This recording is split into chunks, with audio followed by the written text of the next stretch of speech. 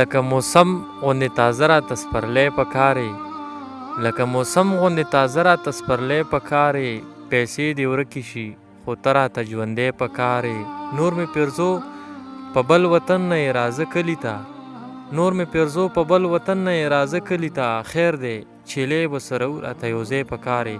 سلامونه او نیکې هیلې احترامات مې ومنئ ګرانو ملګرو، ستاسو ورور ستاسو کوربه واحد افریدی یم. پروګرام نوم دی پټ لالونه، او پټ لالونه مونږ نن راوړی دا زیړی پټیالې کوهاټ زیړې پټیالې ناننګ کلي ته. ګرانو ملګرو په دې ناننګ کلي کې مونږ سره یو نوی شاعر، یو نوی لال چې اوس لیک خو ډېر وخت نه کوي، خو چونکه د فیسبوک لارې نه ده راغلی نو د ده اوله مرکه ده مونږ سره. ګرانو ملګرو اجمل نصیب رور را سره په پټ لالونه کې نن میلمه ده. ګرانو ملګرو راځئ چې د اجمل نصیب رور ژوند وپوښتو چې څنګه ده، او بیا ترېنه خواږه خواږه شعرونه واورو. سلامونه مې ومنئ. وعلیکم السلام ورور، ټولو محترمو ته سلامونه. اجمل صاحب دا راته وایي ژوند مو څنګه تېرېږي او خپله لنډه پېژنګلو مینوالو سره وکړئ. ژوند ښه سور کې تېرېږي الحمدلله. زه فلحال په خپل وطن کې یم، مسافرۍ ژوند په قطر کې تېروم. مننه. زمونږ پروګرام پټ لالونه مینوال به ګوري، څه مو راوړي دي نن؟ یو څو شعرونه دي، دې نه مخکې بیا ورپسې دوې غزلې دي. ارشاد. وایي چې لر یو که د بر پښتانه، وایي چې لر یو که د بر پښتانه، تاسو هم یو دهشتګرد پښتانه.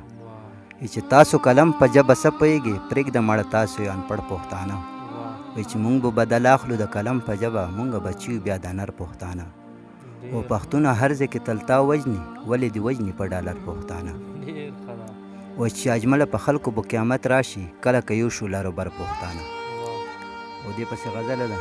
وایي چې دې غریبۍ مې هر ارمان خاورې کو، دې غریبۍ مې هر ارمان خاورې کو، مسافرۍ رانه جانان خاورې کو. او دا د پردیس کې خدای خوشحاله لري، ما یې یادونو سره ځان خاورې کړو. وایي چې دا د پردیس کې خدای خوشحاله لري، ما یې یادونو سره ځان خاورې کړو. په هدیرې کې خلکو دا ویلي، مرګي ظالم خو ښکلی ځوان خاورې کړو. وایي چې په هدیرې کې خلکو دا ویلي، مرګي ظالم خو ښکلی ځوان خاورې کړو. وایي چې اجمله هله شي زرغون په ځمکه، چې په ژوندونه یې والله ځان خاورې کړو.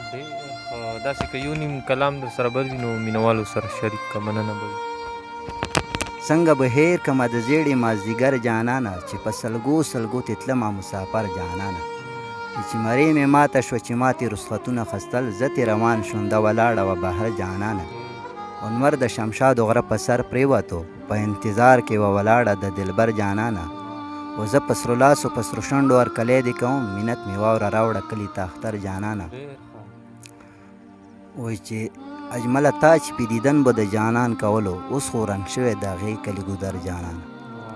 پاس په کمر ولاړه ګله، پاس په کمر ولاړه ګله، نصیب د چای اوبه زه درخېجومه. ګرانو ملګرو دا په پټ لالونه کې اجمل نصیب رور چې تاسو ته نه خوندوره شاعري او غزلې واورېدې. ګرانو ملګرو اجازت په درنه غواړم تر بل پټ لالونو پورې ناستو ملګرو سره چې هر ځای ښاد اوسئ آباد اوسئ، په لوی الله مو سپارم د لوی الله په